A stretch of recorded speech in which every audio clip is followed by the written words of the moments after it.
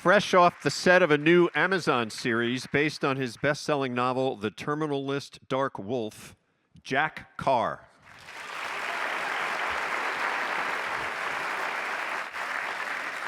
Time machines exist. They exist in stories. All that is necessary is to open the portal is turning to the first page. You don't even need to buy a book. You can take a trip to your local library, browse the bays, select your title, and settle in to be transported into history. The first stories, told around fires, passed on lessons of battle and of the hunt in an effort to keep the family, the tribe, the community, and even the species alive. We are all here today because our ancestors listened to those stories, heeded their lessons, and in turn, passed them on to the next generation. We all share this connection to the past.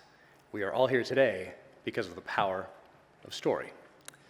The last century has been no different, though the technology has certainly changed. Richard Connell's The Most Dangerous Game, first published 100 years ago in 1924, takes us back to the early decades of the 20th century. Geoffrey Household's Rogue Mail delivers us to the eve of World War II.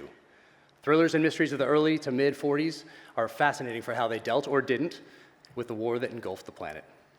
Ian Fleming brings us to international locations of the 1950s and early 60s through the lens of the British position in the post-war world. Jean Le Carré takes us on missions of the early Cold War in all its moral ambiguity. David Morrell transports us back to the early 1970s to an America divided over Vietnam in First Blood. We continue into the 1980s with Rambo's creator as he brings together the most compelling elements of US and UK espionage thrillers in his Brotherhood of the Rose trilogy.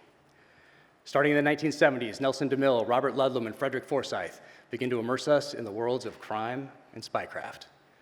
This same time machine takes us beneath the waves with the young Jack Ryan and Tom Clancy's The Hunt for Red October, in a showdown with the Soviet Navy in what was to be their final decade.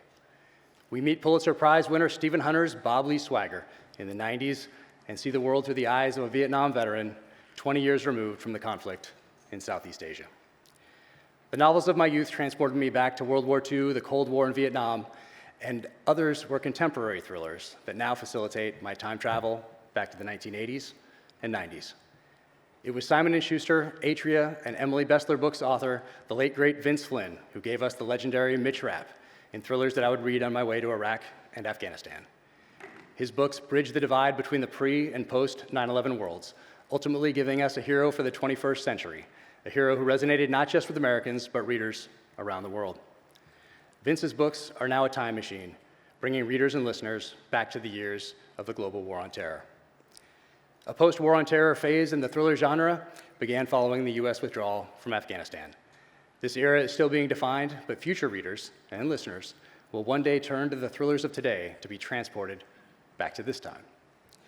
Thank you to Simon & Schuster for a century of connecting readers and now listeners with authors and their work, and for being the conduit through which the authors of today build the time machines of tomorrow.